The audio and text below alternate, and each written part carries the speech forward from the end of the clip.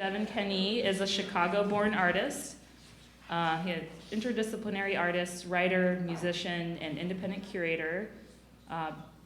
Formerly of New York City, currently living and working in Houston, Texas as a resident in the core program.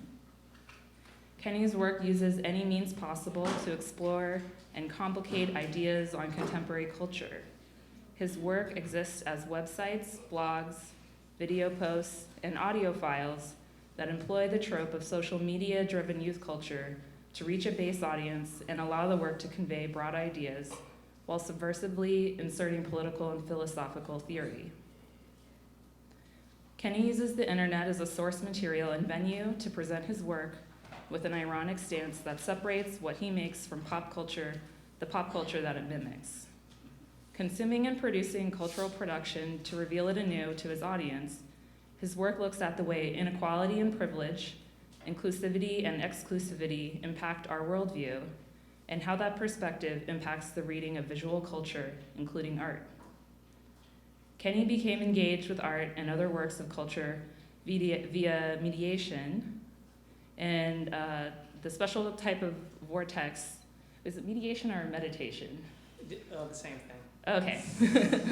And the special kind of vortex type of research facilitated online. His work is also informed by modernist, postmodern, and contemporary discourses. Devin makes his audio work under the alter ego Devin, Kenny spelled K-K-E-N-Y. Yeah, Kenny, creating music that combines sounds from rap, hip-hop, electronica, and dance genres with lyrics that refer to art making and art history. Kenny has continued his practice by working closely with the Bruce High Quality Foundation University, Skowhegan School of Painting and Sculpture, SOMA Mexico, and through his performances at various art and music venues in New York, Chicago, LA, amongst others. And actually, if you guys were here for the lecture where Gordon Hall and Young Jun Kwok were doing like a co-performance lecture, I think Denny recently did a performance lecture with Gordon Hall's project, which is, can you remember? Yeah, Center for Experimental Lectures. Yeah, me and Jason Hirata did a thing. Yeah.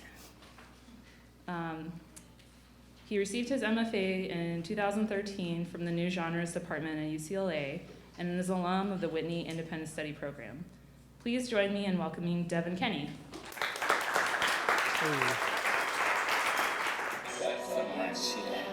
If the bus misses someone, so I watched her for about 9 months. I thought, Now, if you don't look at features, you may think she's laughing. She wasn't laughing. She was simply extending her lips and making a sound. That's what I see. That's that survival apparatus. Now, let me write about that to honor this woman who helps us to survive. By her survival, Miss Rosie, through your destruction I stand up. Fam on the block, auctioned sugar, rice, tobacco, cotton, human labor, raising stocks with wet nursing, forced breeding, or raising livestock, and with no decrease, with no decrease, with no decrease.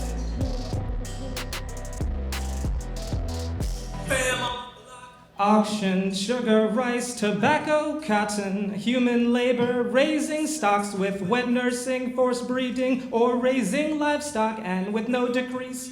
Runaway slave catchers became the police, whips and chains inducing slow streams at best, or fast life flow leaks at worst. But first, slave labor produced the Wall Street and NYCE and cross-country. In Tulsa, 50 years post-emancipation, there's a black Wall Street. Burned to the ground because of folks like these. No chains on neck, nor chains on feet, screaming all lives matter while our lives need attention because of pogroms in the street and the gunshot ringtones that go so hard and that go so damn deep. Breaking bad habits get really bad, fucking with methods to the madness to make something out of nothing or whatever is left. Cash on deck or for a check, put a gun to your face and say you're bound to respect. And I guess I deserve arrest cause of the tone of my flesh too right. I guess I deserve a rest cause of the tone of my flesh too right. I'm too hyped for casual chats, black market raps on the subject at a premium like Louis Aziz in them, but I'm no comedian, but some of these things is just hilarious. If I don't laugh, I'll cry. If I reach for my comb for a Toblerone, if I reach for my phone, I just might die. No questions asked, just tears on asphalt, concrete suit sleeves, bare cheeks and cemetery grass, y'all. If I don't laugh, I'll cry. If I don't laugh, I'll cry.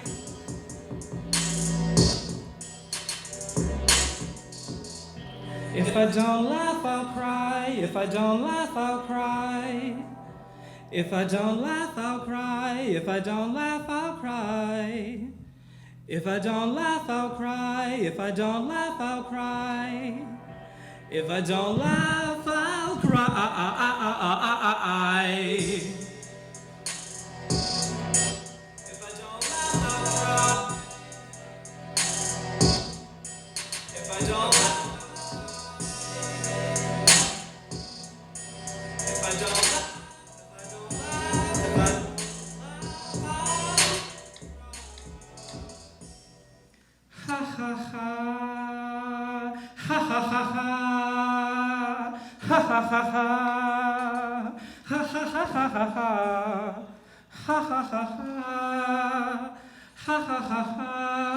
If I don't laugh, I'll cry.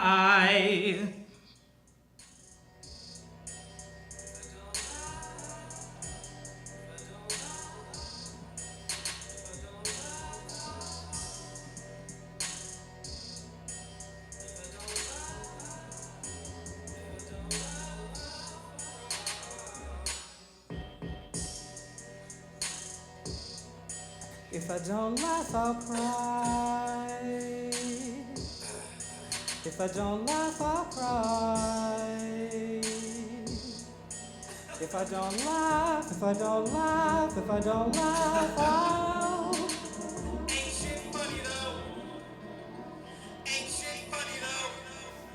Ain't shit funny though. Ain't shit funny though. Ain't shit funny though. Ain't shit funny though. Ain't shit funny though. Ain't shit funny though. Ain't shit funny though. Ain't shit funny.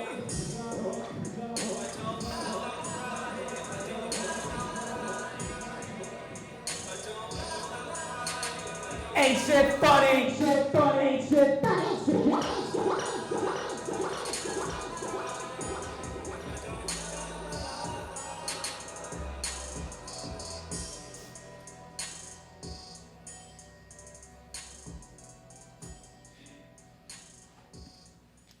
Last year, friend and colleagues Hannah Black and Parker Bright came under fire for speaking out against the display of the now infamous painting based on a well-known photograph of a victim of extrajudicial mob violence. I first became aware of the piece through an image on Rafia Santana's Instagram, after which I wrote this status update. I don't want to see depictions or interpretations of Black trauma made by those with no proximity to that experience. There should not be an appetite for that, let alone a market. 3 months ago, Carolyn Bryant Dunham admitted she lied, resulting in the gruesomely violent death of a 14-year-old Black child named Emmett Till in 1955.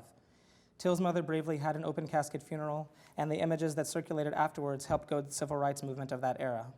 Now, some 60 years later, the same image and tragedy is used as inspiration for an abstract but not non-objective painting by Dana Schutz, shown at this year's Whitney Biennial.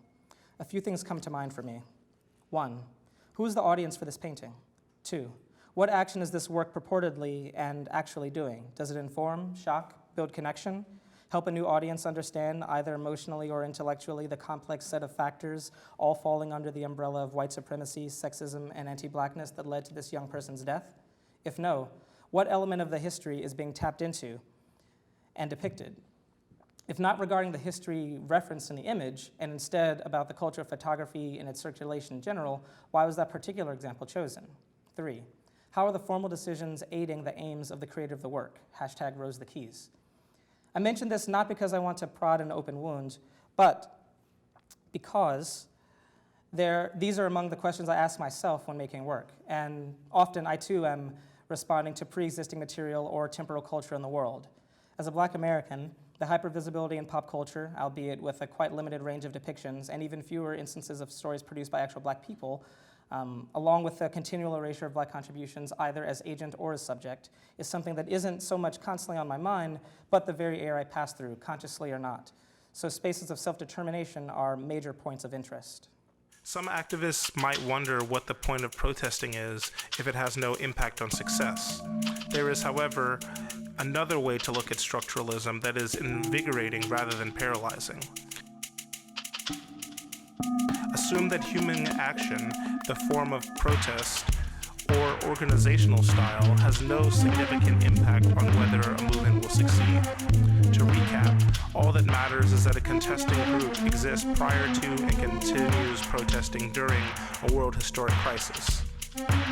Let's go further and propose that the outcome of the revolution is not up to human will, and therefore total inaction when the food price index exceeds 210 will have the same chances of hastening a revolutionary victory as action. Now what do you do to change the world? How do you act? A few people may choose to do nothing, twiddle their thumbs, and just wait for the revolution to happen. The German philosopher Friedrich Nietzsche, however, once observed that a person would rather will something than nothing. And I suspect the majority would still choose to act. And if choosing a tactic based on effectiveness is not possible, because all forms of protest are equally effective in a purely structuralist worldview, the best course of action would be to choose the tactics with superior secondary benefits. If protests can't hasten revolution, activists are free to protest in ways that bring happiness or vibrant community or beautiful art. What do you do when organizing a global march, painting an urban mural, or feeding hungry people during a world crisis have equal chances of sparking social change? You choose the action that speaks to you, the action most authentic to becoming yourself. This possibility gestures towards how new tactics come into being spontaneously, and it helps us understand anomalous protest tactics such as the ghost dance of 1890, a prophetic circle dancing ritual performed by indigenous people in North America that originated in a bid to hasten the return of their sovereignty. The ghost dance was explicitly understood by its participants as a ritual with political consequences. The dance was effective enough to warrant being violently suppressed by the U.S. government. A rational voluntarist would be hard-pressed to explain why dancing in a circle far away from cities would be a threat to government.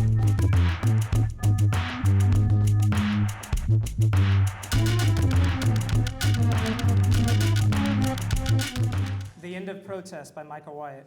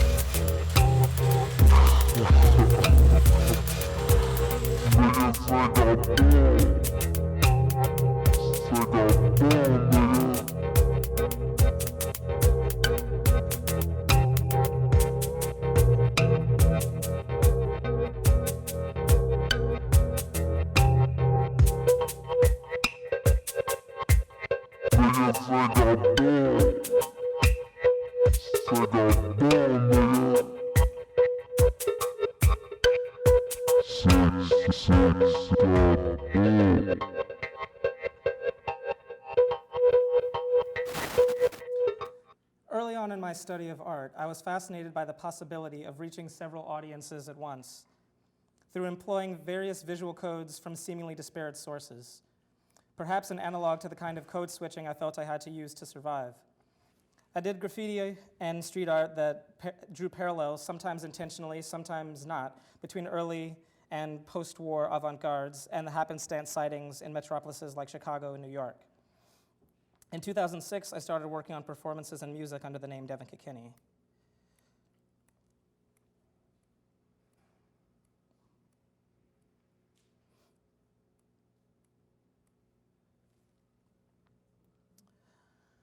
The music was responding to my love of hip-hop and my being thrust into an art education system with some geographic proximity to iconic hip-hop sites like the Palladium, which was soon to be an NYU dorm, and other hip-hop clubs on 14th Street made famous in decades prior, while also being a world away. I crudely worked to connect three sites and temporalities: the loft scene of early 1970s downtown Manhattan, the hip-hop parties and scenes of the South Bronx in the early 70s, and where I was coming from, the south side of Chicago, Hyde Park, Kenwood area in the 90s and early 2000s. I would do this by having songs made on the fly in a neo-Dadaist fashion, rapping backwards, entirely off the top sets, live beat making, and other experimental modes.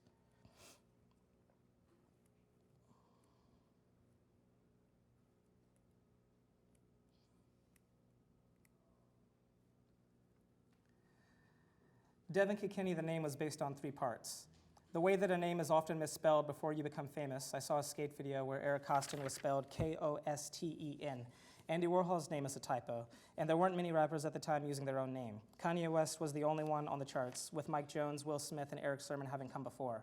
I'd only seen rare intersections of hip-hop and fine art, mostly relegated to the 80s no-wave and East Village scenes with Basquiat, Rem LZ, Michael Holman, Jenny Holzer, Rocksteady Crew with Lady Pink, Lee, A1, and various other graffiti writers.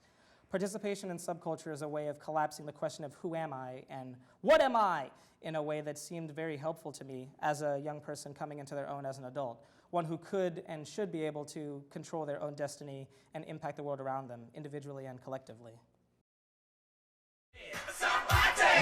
Graffiti writing in New York is a vocation. Its traditions are handed down from one youthful generation to the next. To some, it's art. To most people, however, it is a plague that never ends. A symbol that we've lost control. That's, that's the first, that's about the third scheme piece I did, this shit. And that's the TikTok that I did in Gun Hill. What'd you do last night? We did 2 whole cars. It was me, Dez, and Mean 3, right? And on the first car, in small letters, it said, all you see is, and then, big, block silver letters, it said, crime in the city, right? It just took up the whole car? Yeah, it was a whole car and shit. Then it was a scroll, like, one of those scrolls. And then on the next car, it was a scheme. It had, a cop character and shit, a police nigga with a stick, and a badge. What designs you put around the car? Society should go down in the subway and lock them all up because they don't have any business down there. It is dangerous down there. People that work down there 25 and 30 years have accidents. But his contention is that he's immortal, I guess, like most 17-year-olds are immortals, right? Well, it's a matter of getting a tag on each line and each division. It's called going all city. People see your tags in Queens, uptown, downtown, all over. I can only laugh to keep from crying because what happens is that I don't really think he knows how silly that sounds. He's going all city. I mean, to what end? And when I ask him, he says to me, well, just so people see it and they know who I am. Nobody knows who he is, and so they see it, and so what? It's not a matter of so they know who I am. So they see it, and then after they see it, so what? It's a matter of bombing, knowing that I can do it, Every time I get in the train, almost every day I see my name. I say, yeah, you know what, I was there, I bombed it. It's a matter, it's for me, it's not for nobody else to see. I don't care about nobody else seeing it, or the fact if they can read it or not. It's for me and other graffiti writers that we can read it. All these other people who don't write, they're excluded. I don't care about them. They don't matter to me. It's for us.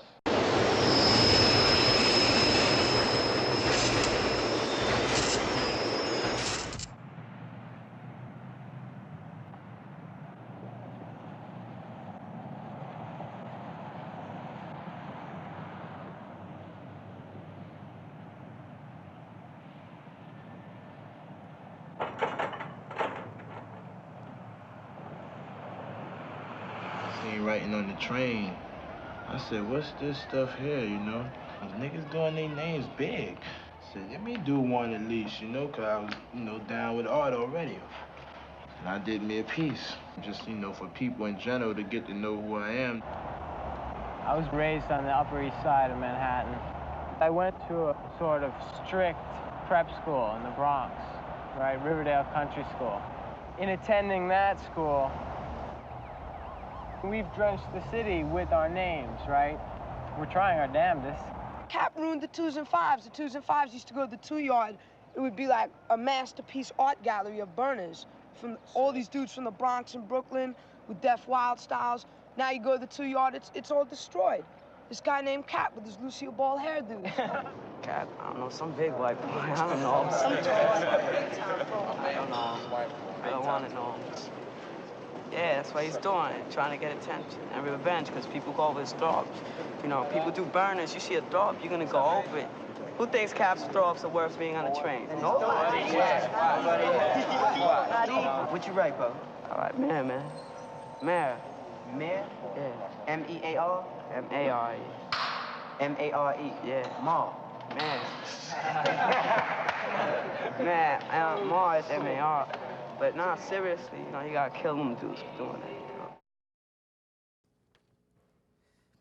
I would later create a long-running Tumblr and series of mixtapes called Studio Workout, which compared the masculine, attempted to compare the hyper-masculine rapper figure with a heroic male painter trope, largely trying to figure out why every time I went to a fine art studio, white and non-black people would be playing clips or drill or trap music. This was 2010, 2011.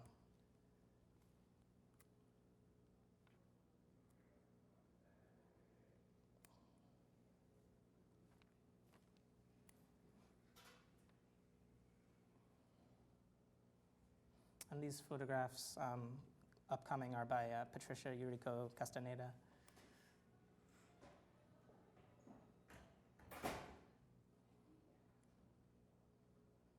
Trying to get in that like prison of luxury zone, you know what I'm saying?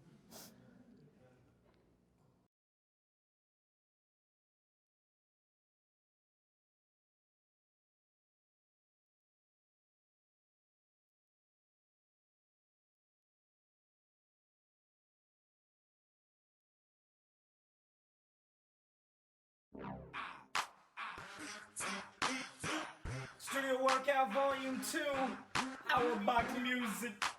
Woo-hoo! Leg out. Haters on the wall, get a red dot. Paintings on the wall, get a red dot. Haters on the wall, get a red dot. In gallerinas, get a headshot. Haters on the wall, get a red dot, red dot. Paintings on the wall, get a red dot, red dot. Haters on the wall, get a red dot. Gallerinas on the floor, get a headshot. Draw a conclusion like the lotto. Wild rebus, wild divas. Clamor to hand me that wild beaver, cause I refrain from lame cocaine wishes. Wow, right between David Hammonds and Chris Brown, hidden licks on Canal. Wow, right between David Foster Wallace and Christopher. So, yeah, any, video art fans, you probably recognize this electronic arts intermix aesthetic. Yeah. Black art forms of all kinds are crucial. It seems the category of human since the Renaissance is defined with black as its counterterm. There's a deep melancholy I gain at the possibility that the project of humanism was built synchronically upon the attempted enslavement, cultural destruction, displacement, and death of Africans, and the attempted extermination, absorption, and displacement of the indigenous peoples of the Americas and the Caribbean. If art is a shorthand for self-expression, amongst other things, then categorically it would not be available to those without a self, those subhumans deemed suitable to be dominated or killed. So maybe I felt myself a rebel by entering such a field. We got so that we wouldn't play cliches. You know, that was over. But for the most part, jazz has over the years, what, avoided the mainstream of American music? I don't like that word jazz, Brian. You don't? What would you call it? I think it's social music. Tonight I want to explore the idea that resistance to and persistence despite social death is one of the drives of Black cultural production, which encourages the use of network technologies, and this is seen in my own art. Social alienation and worker atomization that impacts other subjectivities is a derivative, less totalizing version of what the slave experienced. Some say this is why Marx positioned the proletariat as the prime revolutionary agent, not the slave. A slave is a figure removed from the network of kinship and its protections, but brought into the possession, not family, despite the given surnames or less than affectionate epithets of boy and gal of the slave owner. Slavery is a social relation, not just an event. Property could be protected, bought, or sold, but could not self-determine. This is what Orlando Patterson terms social death. To what extent does that legacy affect the present, in terms of psychic impact and otherwise? Figures like Michelle Alexander have contextualized extensive research showing that the prison industrial complex recuperates many elements of the antebellum US in the present. Looking at the 13th Amendment, the one that ostensibly ended chattel slavery here, one finds a clause that exempts bondage for all persons except prisoners. Considering many of those sold into slavery, either personally or ancestrally, were prisoners of war in Western and Central Africa, ironic does not at all describe the tenor of cruelty. The peculiar institution was a humble brag. Early on, in street skateboarding and hip-hop graffiti, I found something that would be indispensable to my later art practice, a way of noticing, one that applies to giving attention to aspects of the environment that are supposed to be ignored, taken for granted, or looked down upon.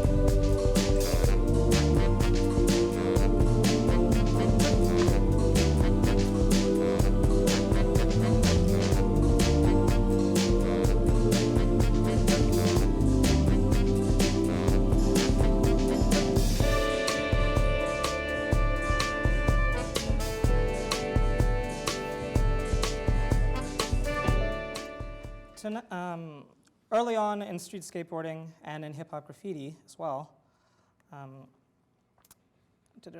street art and street skateboarding also gave me an outlet for my burgeoning questioning of and resistance to authority. How convenient! I should also mention that the two aforementioned subcultures have their own issues with misogyny, transphobia, homophobia, and toxic masculinity, as well as racism, particularly when we consider the relative ease that white graffiti writers experience compared to their already criminal before committing a crime Black and brown counterparts.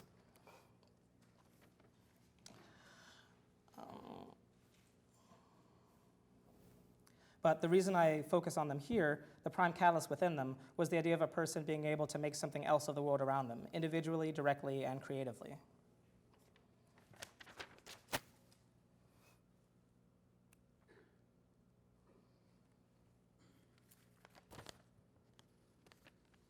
A little while later, I began reflecting on the fact that my first forays into these subcultures was through the internet, primarily Web 1.0 message boards, P2P file sharing services like Kazaa and Napster, LimeWire, et cetera, and being in the first generation of heavy Facebook users, ditto Twitter, et cetera.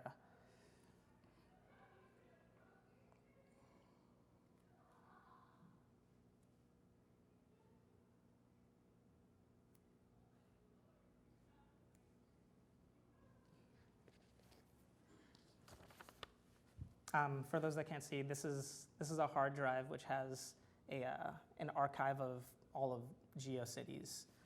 When it was originally shown, it also had like a rapid copying apparatus, so you can plug in maybe 4 different USBs and copy it yourself. The shift sparked by Web 2.0 was youth subcultures built on platforms that are or seek to be corporate-owned, monetized, and controlled. Cultural rebellion co-opted earlier than ever and willingly. And yet still, the psychic space, I think, is one that's rich with possibilities. How does the surface web, and more specifically the social internet, change the way we see ourselves and as a result interact with and even bond with others? As I reflected on the web's shift from an alternative platform to the dominant one, and mass culture changing as a result, as I had seen previously occur with skateboarding and hip hop in the late 90s, I at first recoiled and sought to look at the transition, and then focused on the aspects not covered by mass media, those marginal voices creating significant changes in the world around them collectively in a mediated manner, and those being affected by the sea change while not being acknowledged. Some of that work was curatorial, as in there's an exhibition called Expansion Foam, which is at a space called 67 on the Lower East Side. So that's Anima Correa and Arya Dean. These objects are Anima Correa's as well. Arya Dean and Alex Filosa. Some flyers for the event.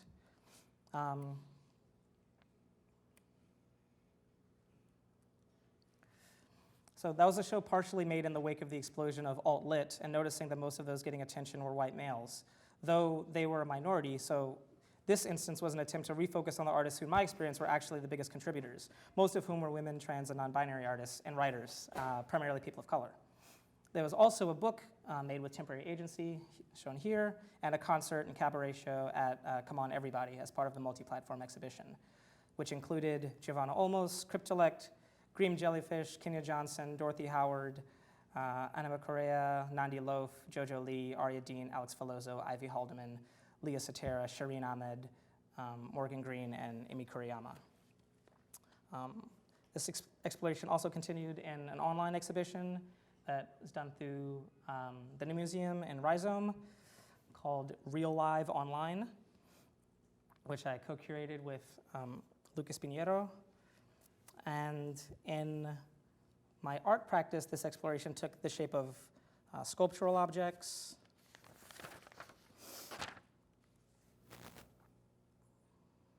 books, and video, as well as technological performance. So this is at the SPA Theater. I don't know if y'all can see that, but yeah, it's like a thing using the marquee.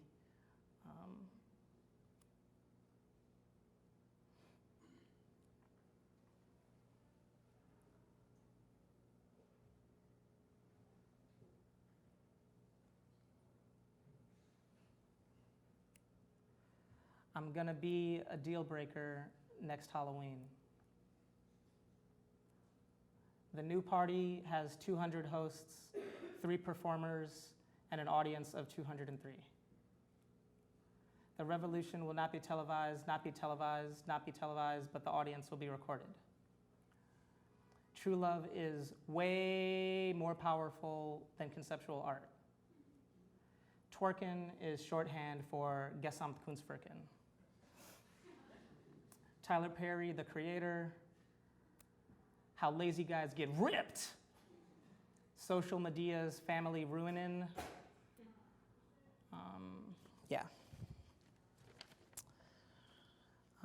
And also in an album entitled Alone We Play, which was funded by Kickstarter, released on Bandcamp, with these kind of Akira-esque Tylenol USB drives,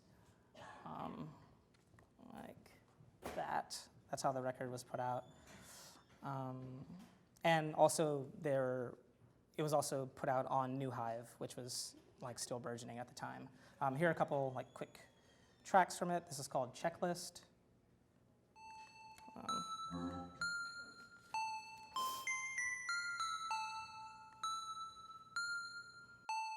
Crashing wavy. I got everything I need. Protection, charger, keys, phone, guap, and ID. I got everything I need. Protection, charger, keys, phone, guap, and ID. I do whatever it is that I please. As long as I can tell you I do what I please over the wet works. Yes, sir, Zim, madam, I'm formatted like an expert and atomized for the feet stay hungry. My predecessors, bless them, stay clunky. Black tar, ferro fluid, you knew it, but not junky. I started crashing wavy, now I am underwater spelunking. Yeah, I got a stunt cause everything is doubled in the cloud, and if I'm loving through the air, there ain't nothing to slow me down. I got a stunt cause everything is doubled in the cloud. I'm wildin' in my lane while you limbs think I'm wildin' now.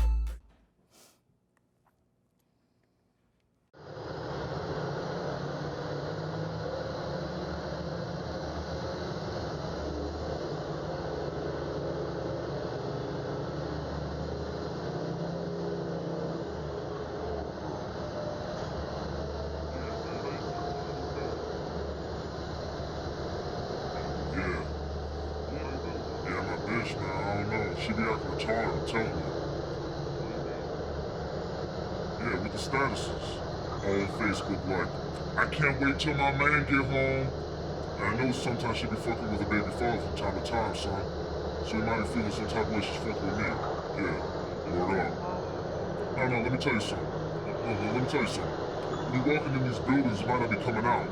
It's the sniper tower, son. These niggas know how to be like, working late night. You could be laying up trying to get the drop on me and shit, you know? This nigga's jealous of you, boy. Not that he built like that.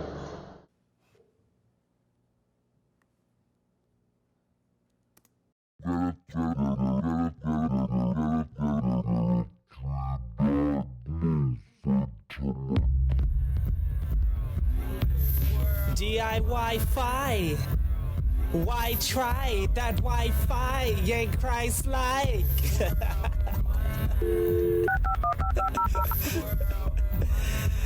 Yeah. Look, all I can't control.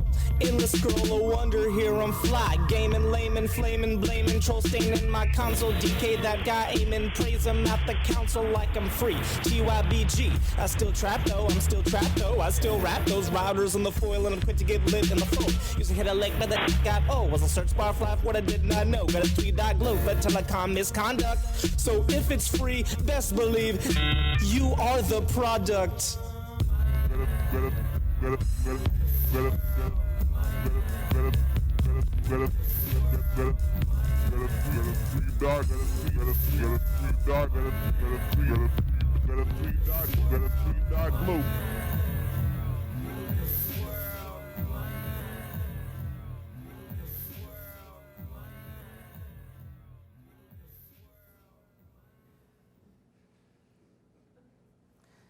So that cinematography on that was by Jared Turner with Henry Mason Dent, and yeah, wrote and directed and acted in that. The Lanyards video shows a fictional art agency hired to rebrand the NSA after it was discovered that they had been surveilling Americans without warrant or suspicion. The printed matter and graphics were from the Chelsea Manning leaks. Throughout all this was a burgeoning popular interest in the internet persona, the profile, etc., states of being which were present in the Black experience from long before telecommunication, if we can consider code switching, double consciousness, and the like as a forerunner, in addition to the acknowledgement of the plantation itself as a surveillance state. While theorists and journalists raved about the creation of a new subjectivity afforded by the internet, there are many ways in which the technology reiterates things already present.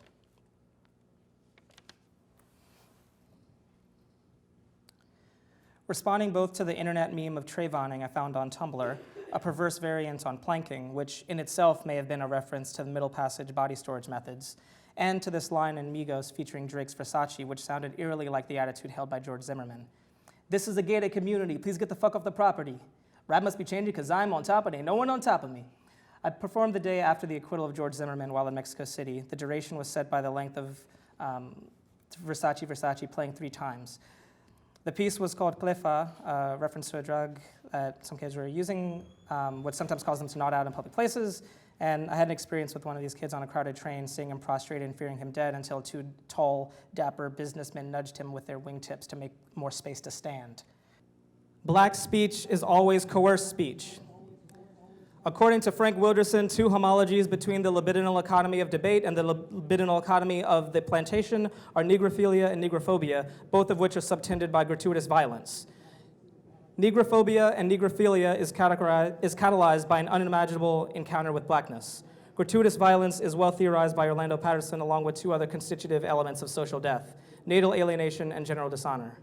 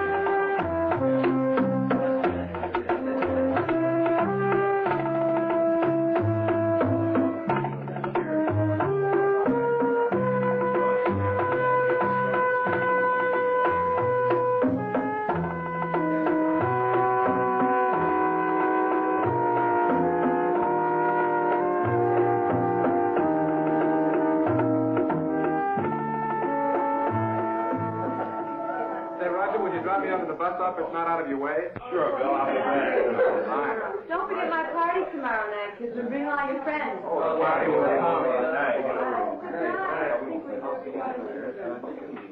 Bye, everyone. I'll see you tomorrow night. I'll give you a ring first thing in the morning. Better make it about 11 if we can. Good night. I ought to be going, too. It was awfully nice of you to invite me here. You know, this is the first time I've been to anything like this. And thanks a lot, Bruce, for showing me how rock and roll is jazz. Bruce? Did you tell her that rock and roll is jazz? Yeah, sure, that's what I told her. Is there something wrong with that? Bruce, how square can you get? Rock and roll is not jazz. Rock and roll is merely an offspring of rhythm and blues. Now look here, whatever your name is, who are you to know so much? But Natalie, putting in like Natalie, you haven't met Alex. Alex here is an arranger for the Paul Severson group. So what? Oh, that makes him an authority. Almost anyone knows rock and roll is not jazz, huh, Alex? Well, if jazz is not rock and roll, what is jazz? So tell me what jazz is, Alex. Jazz is merely the Negro's cry of joy and suffering. Oh, now, wait a minute, Louis. You talk as if Negroes were the only ones who could have created jazz. Not only did they create jazz, they were the only ones who could have created jazz. Now, look, that's unfair, Alex. There are a lot of fine white musicians that play jazz. Remember, you and I heard some last night. Sure there are, but the Negro and the Negro alone created jazz. He created jazz from the special slant he has on the American scene. That's how he tells this story. Only a part of it.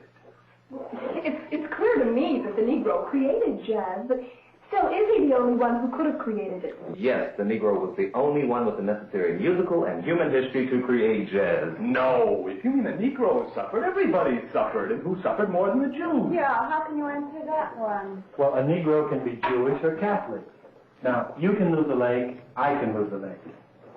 Whatever happens to you can happen to me.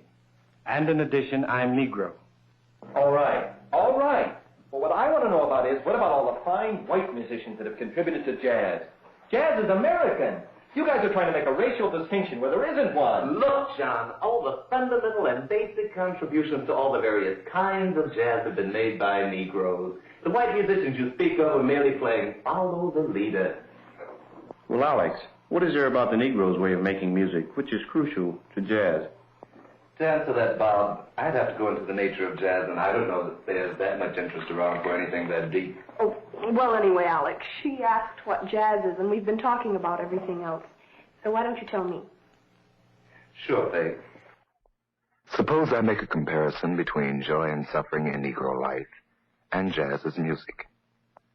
All of you have seen various aspects of Negro life at times, right? Take, for instance, the area right around where we had our jam session yesterday as a starter. Let's look at some of these manifestations of Negro life and compare them to jazz, okay?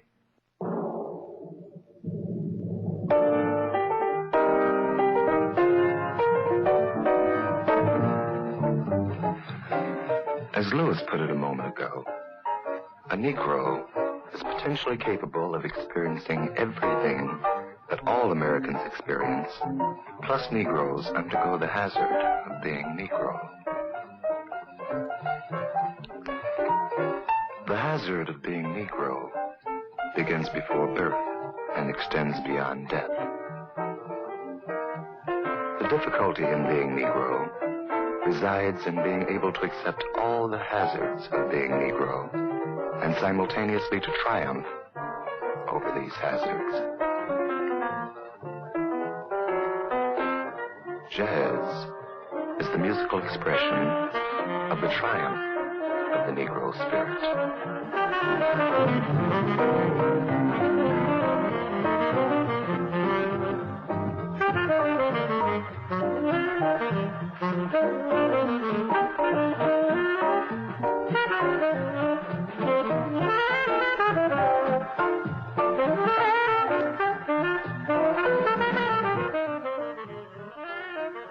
The Negro cry of joy and suffering in jazz is based on a contradiction in jazz. This contradiction is between freedom and restraint. Let's start with restraint in jazz. The feeling of restraint in jazz is caused in part by the way jazz form operates. The basic formal unit of jazz, which is called the chorus, repeats itself endlessly without getting anywhere. That is why the chorus is restraining. This endless repetition is like a chain around the spirit and is a reflection of the denial of a future to the Negro in the American way of life.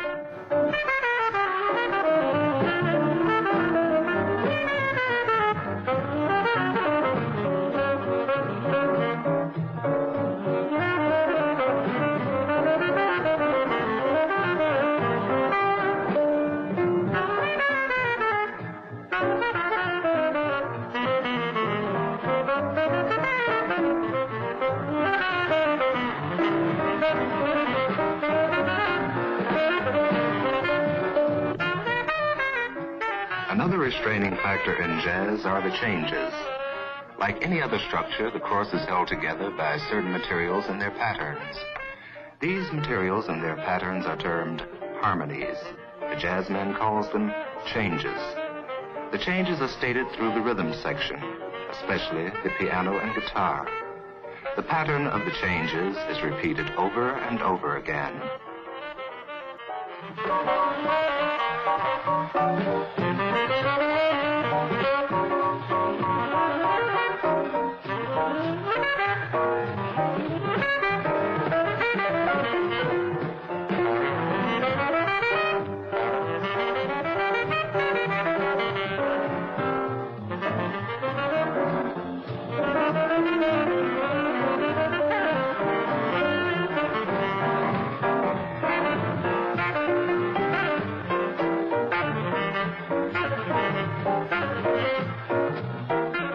One could try to attribute the poignancy of Black arts and culture along with a proclivity for network aesthetics to a long-developing and multivalent coping mechanism against the physical and psychic assaults from white supremacy, but that would be reductive and would not address the richness of models found in myriad cultures across the continent of Africa before European contact. I guess I should also mention, it's funny, yeah, James Baldwin hated this movie. I think that's pretty cool. Though we can certainly see I like James Baldwin, but I just think that's cool. Though we can certainly see the proliferation of anti-Black violence in media and Black erasure in popular music, et cetera, as in a continuum with the minstrel show and the postcards circulated after lynchings, to say it's only the new form of that would be short-sighted at best, and at worst, create a causal relation between the systematic oppression and aesthetic potency. This is something that brings everybody together, common cause, common objective, and I think probably just for the individuals too, it just makes you a little bit more, have a little more stamina. You know what they say, if it doesn't kill you, it makes you stronger. We may have a dictator, but that's going to make for some great art, music, and comedy for the next few decades, right? Growing up, I would hear people drawing conclusions often between the figure of the griot and the MC when I became a hip-hop head. Found throughout Central and Western Africa, but with similar roles also present in North Africa and elsewhere. They may be known as Igio, Moor, Gwewel or Gewel, Wolof, Mabo or Gaulo, Fulbe, Jali in the Mandinka, Jeli in the Maninka and Bamana, Jazere or Jare in Sonenke, Jazere in Songhai, and Maroki in the Hausa groups. On the one hand, the griot, lots of controversy on even using this term, partially because its origin is unclear and it may be a mispronunciation by Portuguese traders that spread to the French that was then reintegrated. Alas, the griot is a role that is not gender specific but is hereditary and almost a class of its own within the community. They may become very wealthy and be celebrated in public, like Bazumana Sissoko here. But many also face discrimination and are held at arm's length because they hold a kind of power that other more modern political leaders desire.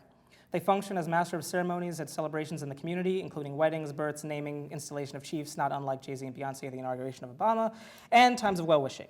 They also function as the historian of the village, as seen dramatized here in Roots, where Alex Haley, played by James Earl Jones, encounters a village elder. Isa begot him a son called Umaru. It's been hours. How far are we? I don't know. When he had 30 reigns, he married Binta Keba, who gave him 4 sons. And they were named Kunta, Lamin, Swadu, and Madi.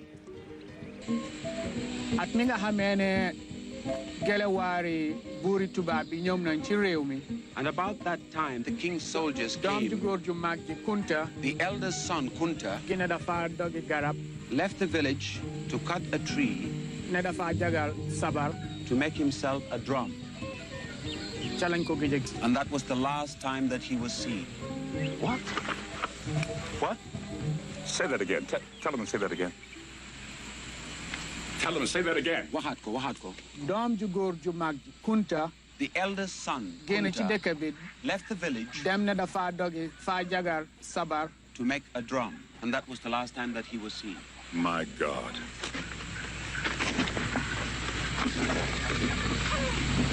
Again. Wahatiko. The eldest son, Kunta, left the village to cut a tree to make himself a drum. And that was the last time that he was seen. And he say he was out in the woods, not far from his village, cutting down a tree to make himself a drum. And when he was doing that, that's when the slavers caught him. And he never see his mama and his papa again in his whole life. You old African! I found you! Kunta Kinte! I found you! Yo, African be Kunta Kinte. Gisnala. Praise be to Allah for one long lost to us, whom Allah has returned. Welcome, son of Kinte. Welcome to your village.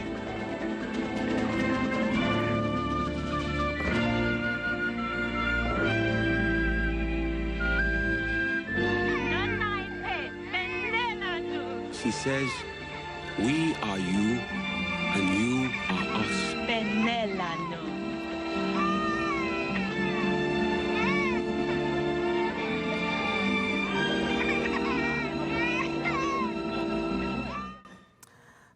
In this fictionalized account, he attempts to undo the loss of kin and natal alienation. With some overlap and some contrast, the MC was charged with being the voice of the voiceless, skillfully telling the stories of people in the neighborhood, painting a portrait of the happenings, and having a proximity to a variety of people, especially those maligned or even admired, like the drug dealer, the pimp, the sex worker, the gang member, the college dropout, etc.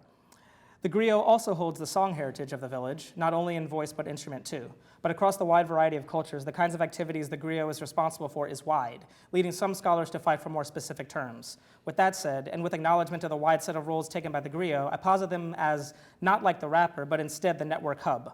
Like an aggregator, they are available to make declarations of happy birthday, congratulations, but also be a town crier, sharing news, as well as music, humor, and other means to build and reinvigorate community. Seeing Alex Haley nearly pass out after hours of listening to the veritable database of knowledge possessed by the elder, one can certainly imagine the experience of scroll fatigue. I've been looking at a variety of activities and materials from the lens of multiple aspects of my identity, and more recently attempting to look at Black strategies across the diaspora as a set of network cultures developed both covertly and otherwise, such as these paintings I made whose compositions are based off of graphic codes allegedly used by Black people seeking an escape from slavery during the Underground Railroad.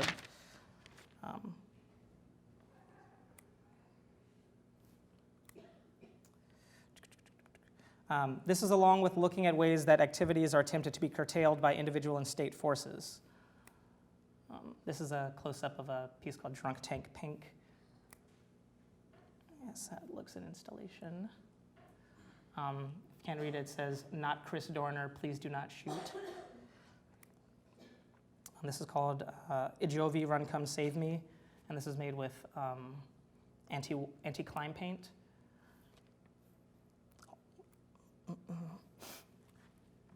I'm inspired by the idea of a martial art masked as a dance, as in capoeira, and the Vandal tool, both antisocial and social, masked as media. And this is a piece called VHS Mop, where, yeah, it's a marker. It's just a giant marker made out of VHS tape. I want to close with a recent work in progress, a spectrographic song with embedded images of killer cops who were acquitted of charges: Betty Shelby, Brian Encinia, Jason Stockley, Geronimo Yanez, and Peter Leong.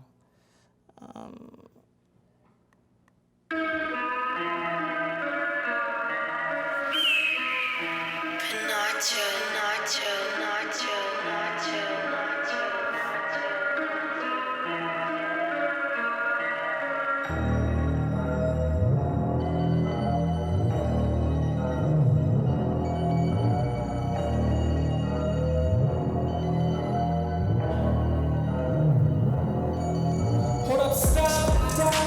Scroll down, another killer cop brought to justice. This 1, 2, 3, 4, 5, 6, 7, 8, 9, 20, 11 times. Underqualified, working overtime every single time. Protected by the thin line. Body cams looking like the new Lynch Mob postcard cameras. Behind which they hide. What a time to be alive. This is the new genre depicting black lives. It ain't right, I can't abide. Cause when these fucks bring an innocent us to the car in cuffs alive, if we're lucky, they're just a slap on the wrist. And the whispered sweet nothings of blind justice, misquoting Hammer, you can't touch this. Gavel slams, no courtroom sketches for grieving families whose taxes paid for the casualty. But even if there was watercolors to help reflect and breathe, there's still the deed, and paid killers walk free. Can't they see? It's all fit to leave. This answer, it's a tough job, and they got a 7-figure settlement, and we got some paid days off. What more do we want? Not this, not this, not this.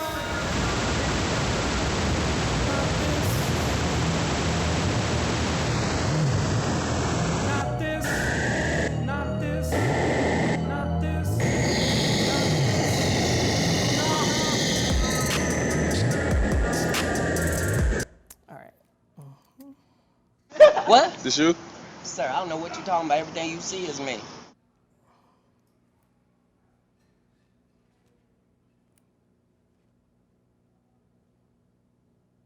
This is from the For the People Arts Collective in Chicago. This was a protest for Rekia Boyd's, well, after the acquittal of Dante Servin, who was found to be the killer of Rekia Boyd. After he was acquitted, they did this Vogue party on the Blue Line in Chicago. This was last year. Shine because they hate us, false because they the greatest. We tryna buy back our 40 acres. And for that paper, look how low we stoop. Even if you in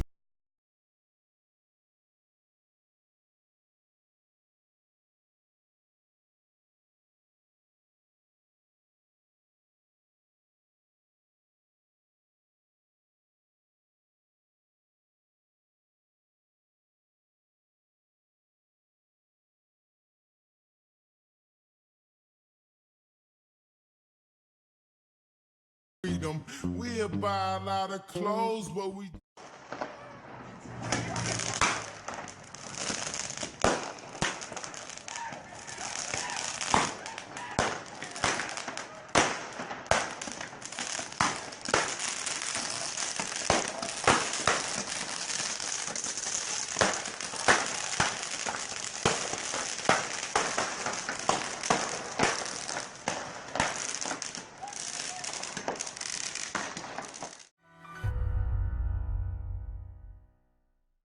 I had an interview scheduled at a very prominent hotel.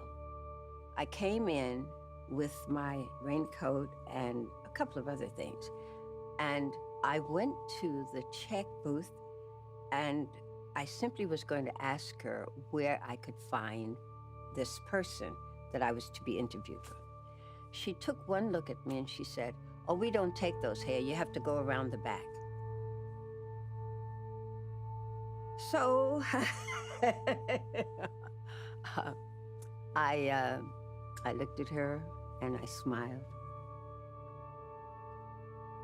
And I said, "Excuse me, but I was not going to ask you to take my coat and check it, which is your job. I simply was going to ask you for direction. But I will take this moment to let you know, just in case you don't,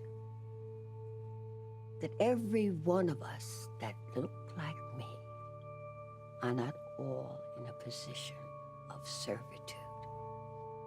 I don't look for anything or ask for anything other than to be treated like a human being. That's all." All right, great. That's it. Thanks. Yes, I'm curious, since you work with sound as well as video, do you have a preference of medium?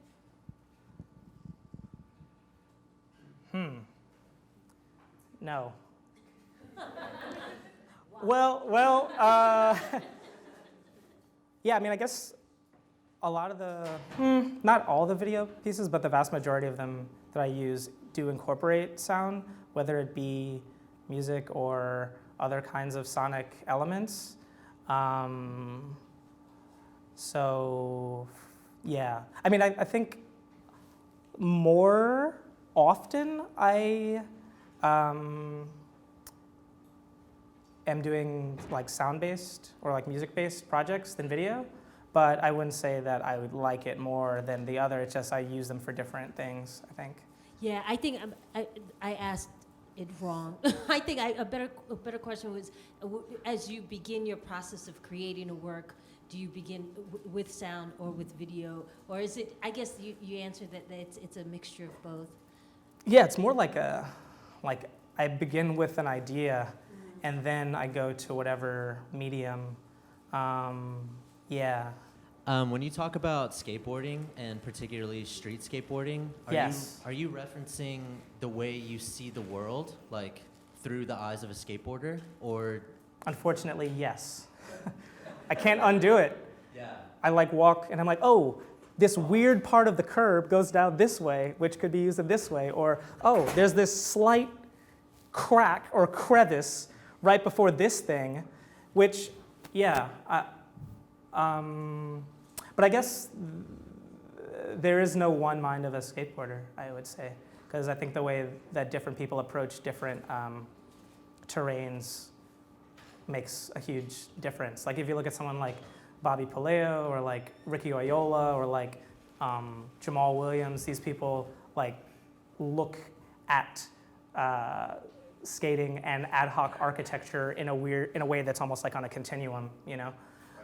So I think just the notion of taking something that was not intended to be used in this particular way, and in many ways, sometimes they're designed to be like not used, like when you think about the way that you know, the skater will use like a public plaza or something like that, which was, yeah, like these things which were sometimes just created just so that the, like, whatever corporation gets a small, I'm trying to think of what's the word, budget.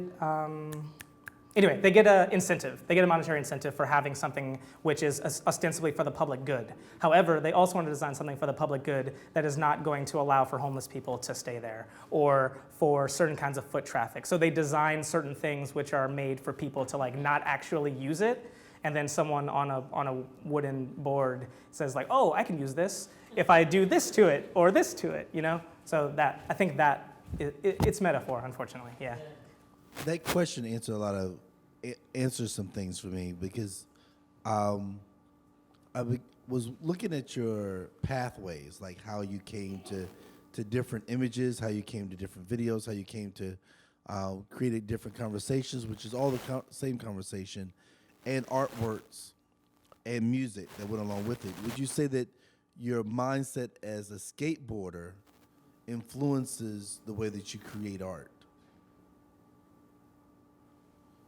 The reason why I say that is because when you talk about this crevice, this corner, and how to approach that corner, how to approach that crevice, and then the things that you would see in that underworld of skateboarding that the regular person wouldn't see, because I'm not looking for a space to skateboard.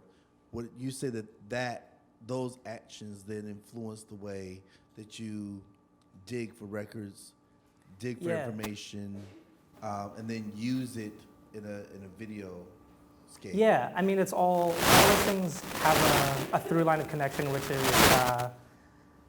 like repurposing.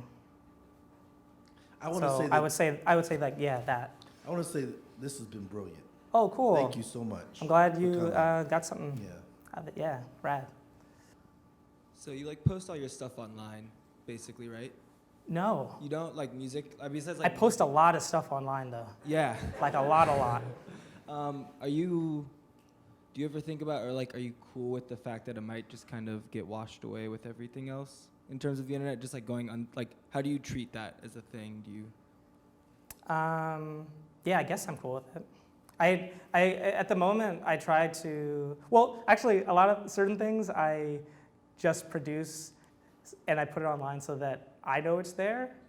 And other things I produce and I try to get other people to like look at it. But I'm really into, I guess this is also related to like skateboarding or like graffiti, like that, or also somewhat related to like video games too, like the Easter egg, you know, the like hidden thing. Like if you're looking for it, you can get it, you can find it. Like, you know, there's channels on YouTube where there's videos that have under 100 views. Right? Isn't that awesome? Sometimes those videos are good too. Yeah. I actually just want to say, while you were giving your presentation, I was trying to remember how I became aware of your work, because I feel like I've been following you on Facebook for years. And I actually remember someone commenting on your Facebook and saying, this is like taking a master's level course in like media and culture. And I was like, yeah, this makes me, I learn something like every day from what you post on the internet. So I just want to tell all the students that you should follow Devin and look at the stuff that he posted and his, you know, and also just, you know, the writing that you put on Facebook too, and the conversations that you start with people, because you're often the first person to post about something that's happening in art or just in current events. Sometimes. Other times, people like Rafia are. Okay. You should follow her too. You're at the origin of all knowledge on the internet. But I get lucky sometimes. Yeah. But yeah, and then I also made the connection that I first started following you because we were both in Apogee magazine that Legacy Russell curated, and she's coming here in April, and she says hi. Awesome. Yeah, so. There was a piece that was in this that she curated into a show with the like black swirly anti-climb paint piece. A Jovi Run Come Save Me, she like curated and kind of commissioned that to happen, so that was cool. Awesome. Legacy is great. Thanks. Yeah. So from Chicago. Hey, studied in Chicago, studied in LA, and now you're in New York? Yeah. Well, most of my, up to 18, most of that time was in Chicago. Okay. Like 14 of the 18 years, just about. And down in Hyde Park, right?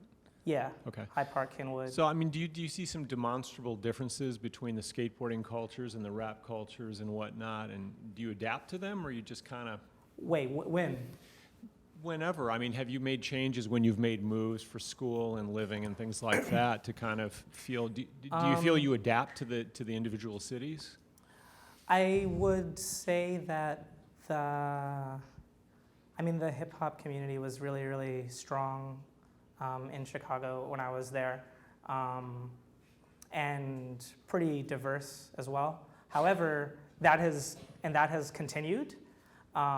There's like people from many different tracks that have been able to continue, and now that has a lot more visibility, which I think is great. So like you have somebody like G Herbo, and then you have like Chance the Rapper, like Chief Keef, or like all these different people that have various way different approaches, and all coming from But do you Chicago. find that you change depending on the culture that you're within, personally, about your style and the neighborhood and the culture of the city itself? Well, I guess I have to like learn certain ways of being for certain neighborhoods, like the particular neighborhood I grew up in, and the age I was, and the ability to vote or buy alcoholic beverages.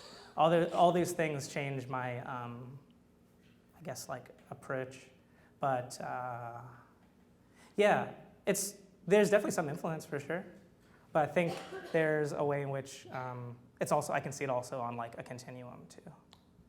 I think building off a lot of these questions that people are kind of talking about and kind of synthesizing them into something that I'm really interested in within the work is that there's a sort of momentum that goes into every single thing that you do. And that momentum, because we exist here on Earth, is a kind of temporary thing. Things come to a halt. Your reaction time is really significant. A lot of the works you showed, to my knowledge, are all one-offs, aside from a couple of things that have been like Part redone of like a longer series, yeah. in other places or a part of a series. Yeah, very few are done in other places, yeah.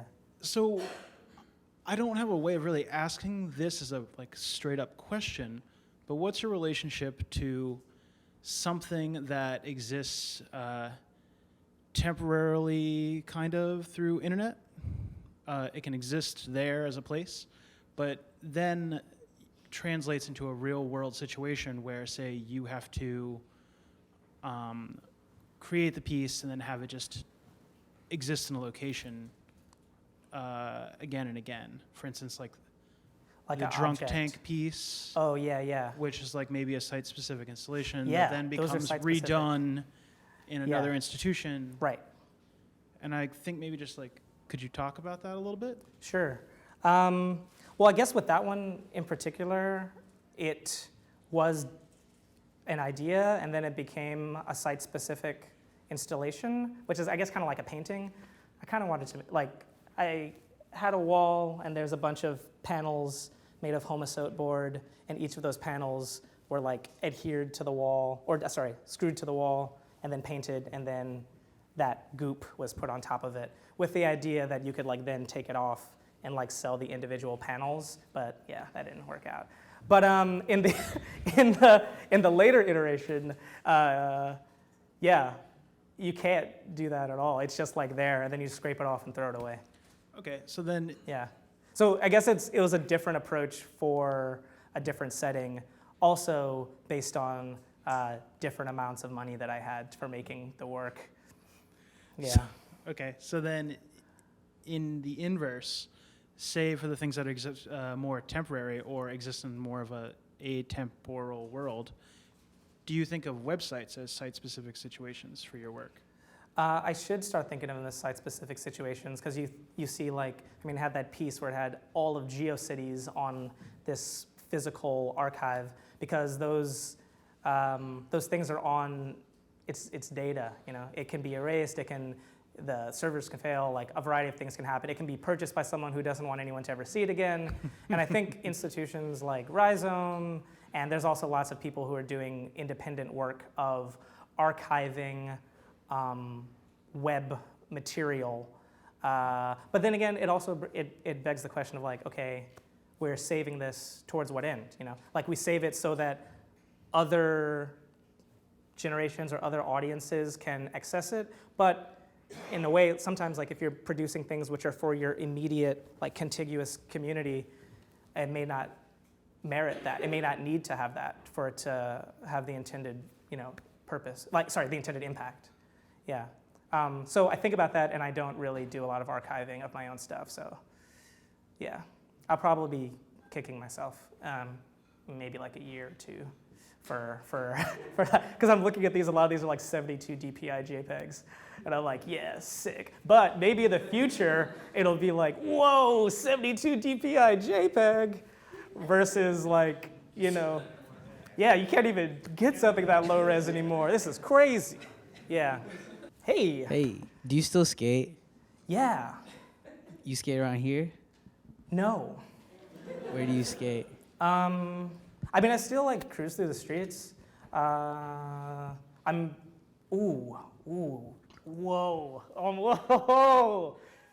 Tricky one, yeah. Because if I said where I skated, and then this is going on to like a documented archive thing, then that spot might get blown up, and then it won't be fun to skate there anymore. Right. So do you film yourself skating? Do you fuck with self documentation? That's super interesting. The reason why I say that's interesting is because like that from the time period when I was like skating, you didn't film every time. You had to set aside time to film. But now everyone's filming all the time. Like from when you first start your kickflips to like being able to do stair sets or whatever. And I think that's interesting because it's much more doable. Like you don't have to have your one friend that has, you know, the whatever GX 1000 or whatever, and the like editing console. You can just do it on your phone. And I'm super into, as a result of that, there being lots more like crew videos. Like on YouTube, you can just have a crew and you just make a great skate video and you just put it out. You don't have to be like sponsored or have resources from other people to like put your material out there. And I think that's great. But in answer to your question, no, I don't film my own self skating. Yeah, I'm thinking about it. I'm thinking about it for certain purposes. Yeah. But no. Because there's a balance between perpetuating your own energy and then like kind of tripping yourself out. I mean, yeah, I guess, but it really depends on how you approach skating from the like. Because I think a lot of folks that start skating now are in the last like 5, 6, 7 years, it's all on a continuum. Like the mediated version and them doing the actual thing are all, yeah. And it's not just skating. I mean, I saw some guys like talking to each other about their scooter footage, and he literally jumped like a 20 stair on a scooter, and I was like, this is insane. This is insane. It was like 11, 15 stairs, but that's still really crazy. I'm like, whoa. Yeah. Yep.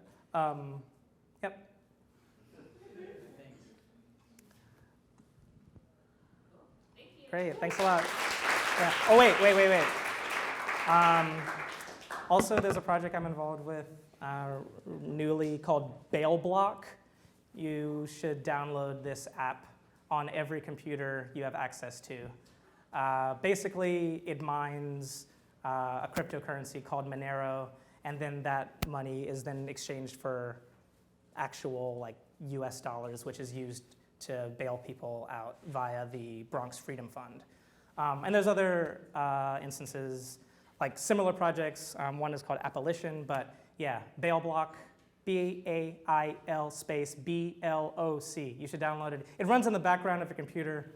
It's just like there. It doesn't take up hardly any memory. Yeah, do that and install it on every computer. Because the more processing power it has, the more power it has to like get people out of jail and whatnot.